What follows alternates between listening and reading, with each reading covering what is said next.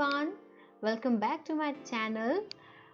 आज हम B pharma का पेपर करने वाले हैं 2019 का। बहुत ज़्यादा डिमांड आ रही थी इस पेपर की, इसलिए मैंने सोचा कि आज वर्ल्ड फार्मासिस्ट डे है तो क्यों ना इस दिन पर ही मैं आपको बी फार्मा का ये जो पेपर है ये सॉल्व करा दूं। तो हम आज इस पेपर को सॉल्व करने वाले हैं। तो जैसा कि आप सभी जानते हैं, मैं एक बार फिर से बता देती हूँ कि पेपर जो है उसमें आपको 100 क्वेश्चंस मिलेंगे। 200 मार्क्स का ये पेपर होगा और 2 आवर्स आपको इसको कंप्लीट करने के लिए मिलेंगे। मैथ्स ग्रुप के लिए सेपरेट सेक्शन होता है, बायो ग्रुप के लिए सेपरेट सेक्शन होता है। दोनों के लिए सेपरेट सेक्शंस होते हैं। तो जो बायो से फिल कर रहे हैं उन्हें बायो का पोर्शन अटेंड करना होता है, और जो मैथ्स से फिल कर रहे हैं उन्हें मैथ्स का पोर्शन फिल करना होता है। ये चीज़ आप ध्यान रखिएगा, ठीक है। और एक कॉमन सेक्शन होता है जो सभी को अटेम्प्ट करना होता है। तो मैं आपको क्वेश्चंस प्लस उनके आंसर्स बताऊंगी। आप मुझे कमेंट सेक्शन में बताइएगा कि आपको किस क्वेश्चन का डिटेल आंसर चाहिए है, तो मैं कमेंट में आपको उस क्वेश्चन का आंसर डिटेल में दे दूंगी।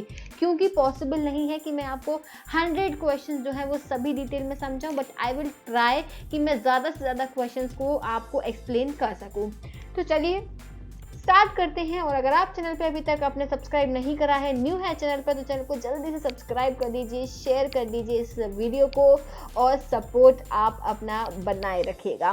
So let's begin. ये पहला जो सेक्शन ए होता है ये कंपलसरी होता है, ये सभी को अटेम्प्ट करना होता है। Either they are from bio group और they are from maths group. This section is compulsory for both the groups. So the first question here is, I hope कि सभी को थोड़ा सा प्रॉब्लम आ रहा था कि क्लियर तरीके से पेपर नहीं दिख रहा है, तो आज मैंने फिर से ट्राई करा है कुछ नया कि आपको क्लियर तरीके से पेपर दिखे, क्वेश्चन जो है वो विजिबल हो सके। Okay guys, so let's begin. पहला क्वेश्चन है, fundamental law of classical mechanics is. Classical mechanics का फंडामेंटल लॉ कौन सा है? Newton's first law, Newton's second law, Newton's third law, या फिर ऑल ऑफ द अबव। ठीक है, तो मैं बता दूं ये जो क्वेश्चन है ये नॉर्मल बीएससी, जो अगर आपने एग्ज़ाम भरा होगा तो ये बीएससी के भी एक पेपर में यही सेम क्वेश्चन पूछा गया है।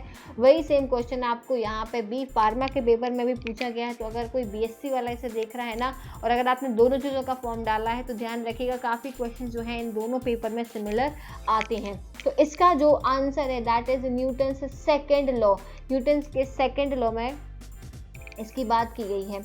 Next question, total electric flux emanating from a unit positive charge is in air is. इसका आंसर जो होगा, total electric flux emanating from a unit positive charge in air is, इसका answer है B, that is 1 by mu naught, 1 by epsilon naught। ठीक है, ये जो answer होगा इसका that is 1 by epsilon naught। इसके बाद में the angle between the equipotential surface and electric field lines. Electric field lines और इक्विपोटेंशियल सरफेस के बीच में क्या एंगल होगा? तो इसके बीच में आपको ऑप्शंस दिए गए 0 डिग्री, 180 डिग्री, 90 डिग्री या फिर 45 डिग्री। तो आंसर होगा 90 डिग्री। यहाँ पे जो एंगल होगा वो 90 डिग्री का दिखेगा। Next question, the expression for capacity of a spherical conductor is। the expression for capacity of a spherical conductor is क्या होगी? वो होगी C is equals to 4 pi epsilon naught R। ठीक है, next question, question number 5th, an electrical cell is a source of. जो electric cell होती है वो किसका स्रोत होती है? किस चीज़ का स्रोत होती है? Electron, electrical energy, electric charge, electric current. तो इसका आंसर होगा B, electrical energy. Next question everyone, question number 6 आपको मैं दिखा देती हूँ।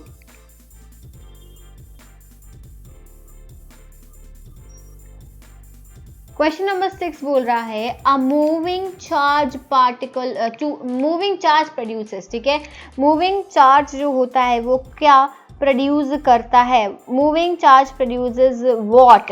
ठीक है, only the electric field, only the magnetic field, only both electric and magnetic field, या फिर neither the electric field not the magnetic field. इसका जो आंसर होगा एवरीवन, इसका आंसर होगा C, that is both electric and magnetic field. Next question, unit of intensity of magnetic field is, क्या होगी इसकी unit of intensity of magnetic field? Newton पर metre, ampere metre, newton ampere metre, या weber metre square. तो इसका answer होगा C, newton पर ampere metre. Next, on using a soft iron core in between the two coils, the mutual inductance between them decreases, increases, remain unchanged, या फिर nothing can be said। तो इसका answer होगा B, that is increase होती है। Next question, the device which convert the mechanical energy to electrical energy, जो mechanical energy से electrical energy बनाता है, DC motor, AC dynamo, transformer, या फिर स्टार्टर। तो आंसर होगा इसका B, that is AC dynamo. ये मैकेनिकल एनर्जी को इलेक्ट्रिकल एनर्जी में कन्वर्ट करता है। Question number 10th, dispersive power depends on, dispersive power किस पर डिपेंड करता है? Material of prism, refractive angle of prism, angle of incidence, या फिर none of these. Answer number A जो है इसका बिल्कुल करेक्ट आंसर है। Let's move to 11th question. 11th question यहाँ पे क्या बोल रहा है हम देख लेते हैं। Question number 11th everyone, question number 11th क्या बोल रहा है? इन diffraction at a single slit, on increasing a width of a slit, the width of the central maxima remains unchanged, decreases, increases, और nothing can be said। Answer होगा इसका B, that is decrease. यहाँ पे जो diffraction at a single slit, अगर आप उसकी width बढ़ाते हो, स्लिट की विड्थ बढ़ाते हो, तो जो विड्थ है सेंट्रल मैक्सिमा की वो यहाँ पे डिक्रीज होती है, दैट मीन्स घटती है। Next, the charge on an electron is, electron के ऊपर क्या चार्ज होता है? काफी सिंपल सा क्वेश्चन है, -1.6 × 10⁻⁻19 कूलम्ब।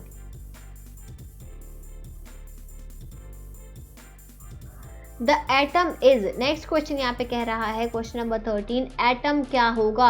पॉजिटिवली, नेगेटिवली, अनचार्ज, या फिर नथिंग कैन बी सेड। तो आंसर होगा नथिंग कैन बी सेड। ठीक है।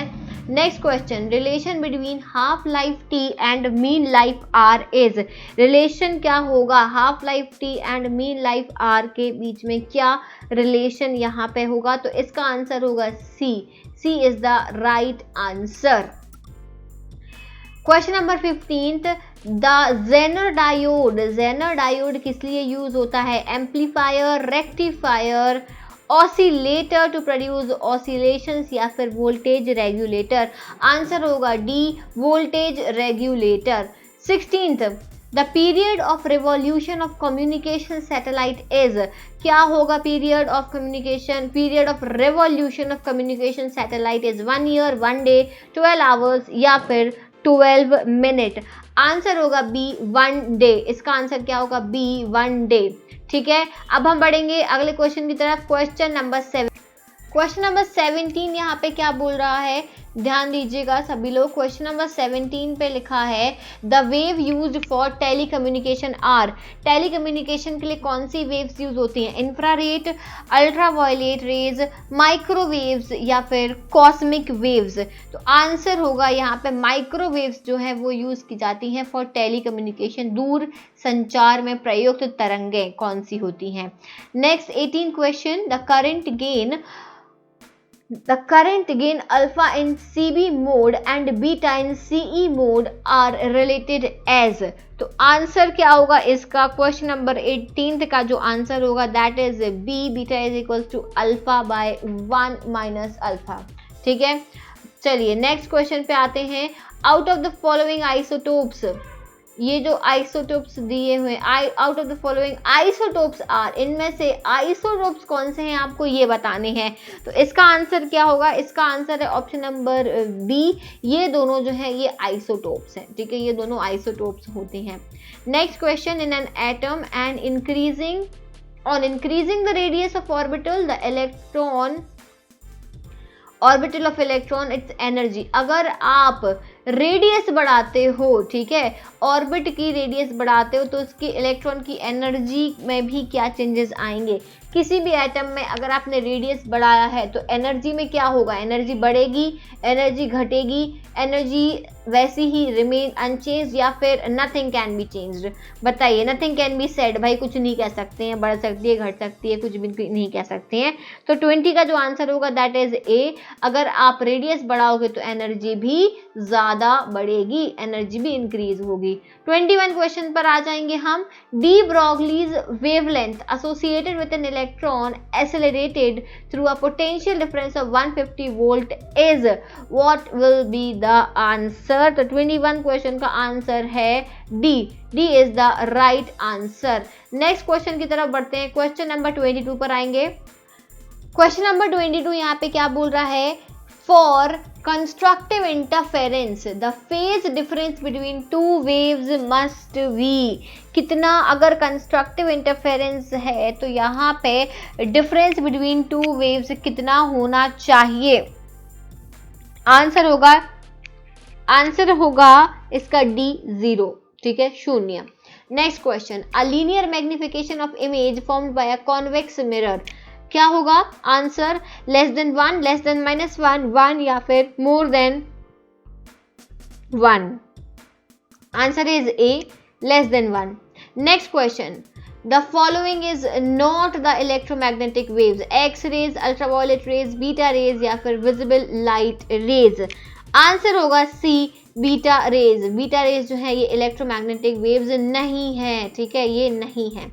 Next question, in an alternative current alternating circuit, ठीक है, अगर हम ऑल्टरनेटिंग सर्किट की बात करें, current is wattless if the circuit has only R and L, R and C only L। इसका आंसर होगा only L। Next, the SI unit of magnetic flux is, what is the SI unit of magnetic flux, Weber, Gauss, Oersted या फिर Tesla. क्या होगा answer होगा weber. Magnetic flux की SI unit.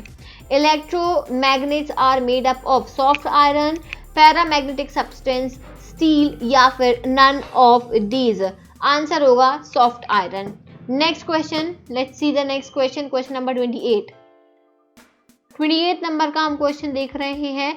ये question क्या कहता है, the CGS unit of intensity of magnetic field is newton into metre, gauss और oersted, newton by ampere into metre, weber into metre square. Answer होगा इसका B, gauss और oersted. Next question, ohm's resistance is junction diode, light emitting diode, transistor या फिर copper wire. Answer होगा D, copper wire.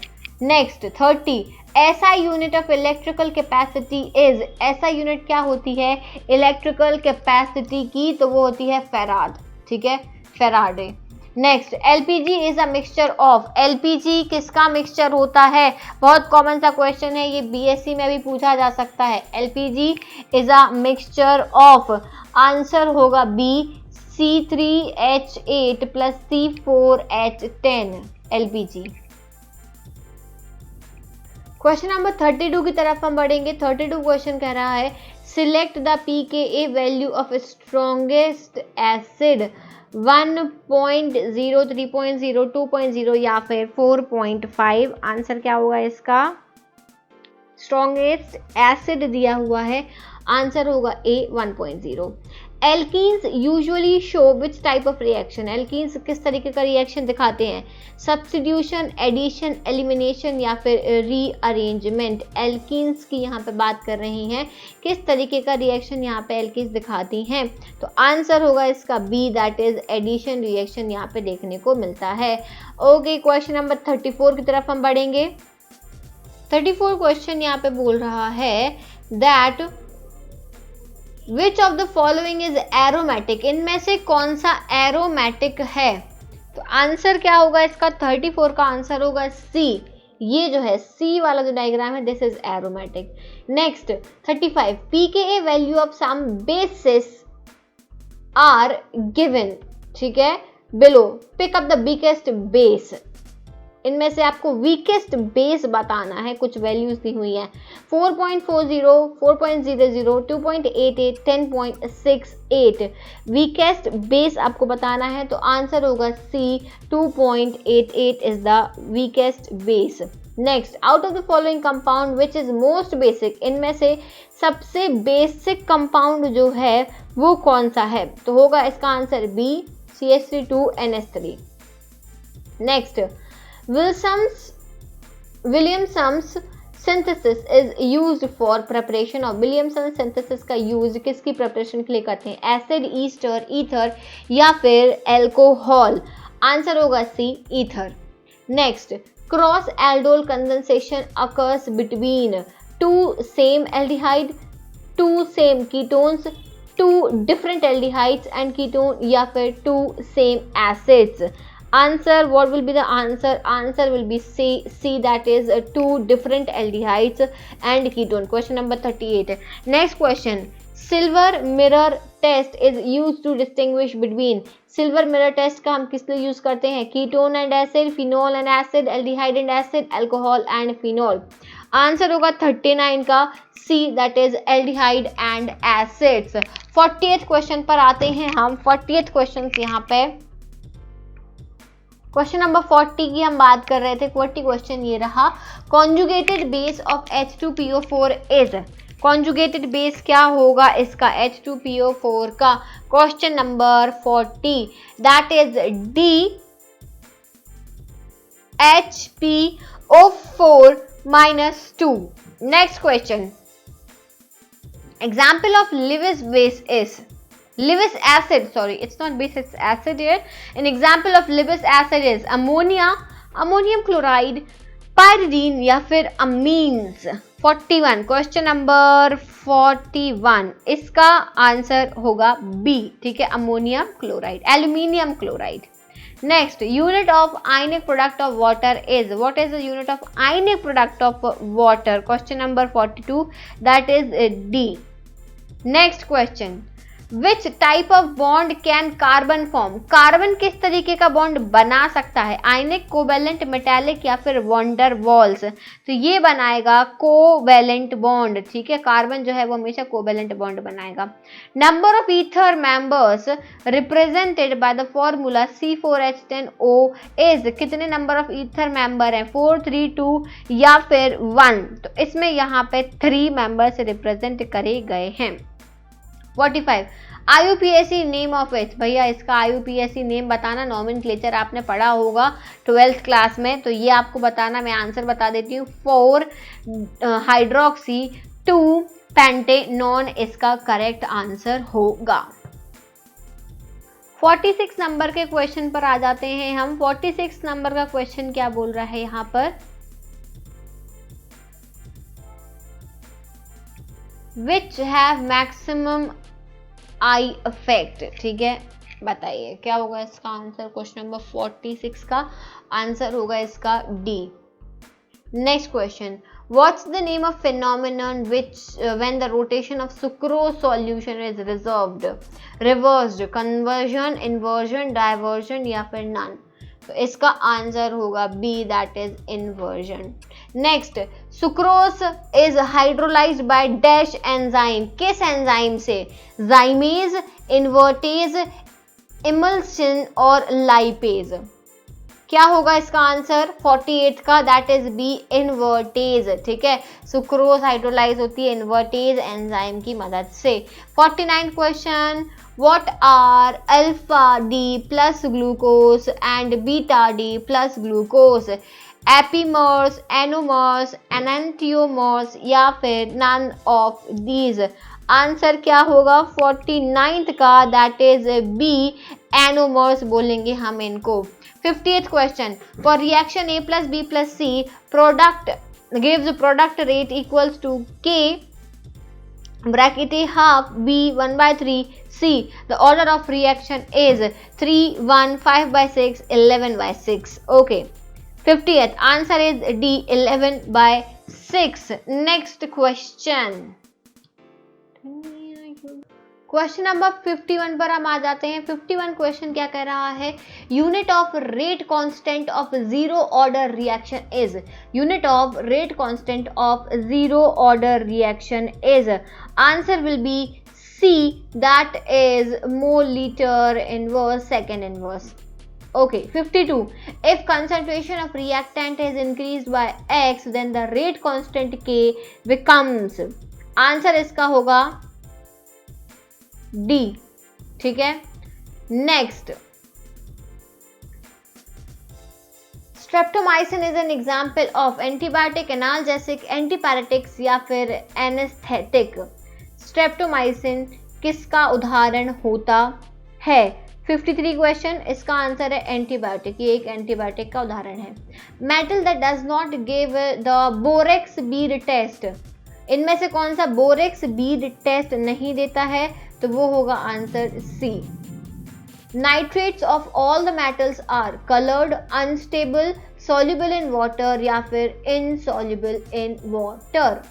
Answer क्या होगा? Nitrates of all the metals are, answer होगा C, that is soluble in water. 56. Lead sulphate is soluble in concentrated nitric acid, concentrated hydrochloric acid, solution of ammonium acetate या फिर इन water. Answer होगा ए, concentrated nitric acid. ठीक है, next question की तरफ हम बढ़ेंगे। क्वेश्चन नंबर 57 क्वेश्चन नंबर की हम बात करेंगे। ये क्वेश्चन बोल रहा है the element with atomic number 30 belongs to which block, D block, P block, S block या फिर एफ ब्लॉक। आंसर होगा A, that is D block. Atomic number अगर 30 है तो वो डी ब्लॉक से बिलोंग करेगा। 58 the element with highest electronic affinity belongs to, highest electronic affinity अगर किसी की है तो वो किससे बिलोंग करेगा? ठीक है, period 1 group 1, period 3 group 17, period 2 group 17, period 2 group 16। 58 का आंसर होगा B, that is period 3 group 17। Next question, how many ions are produced by, ये वाला जो यहाँ पे आपको फॉर्मूला दिया है, इस सॉल्यूशन में कितने आयंस प्रोड्यूस होंगे? 6, 4, 3, 2। कितने होंगे? आंसर होगा यहाँ पे बी, यहाँ पे 4 आयंस प्रोड्यूस होने वाले हैं। Next, potassium ferrocyanate is an example of tetrahedral, octahedral, square planar या फिर linear.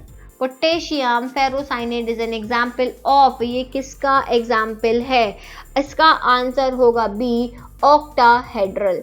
Next question, light year is a unit of speed of light, time, distance, mass. ये तो बहुत ही इजी सा क्वेश्चन है। लाइट ईयर जो है यहाँ पे डिस्टेंस की यूनिट होती है।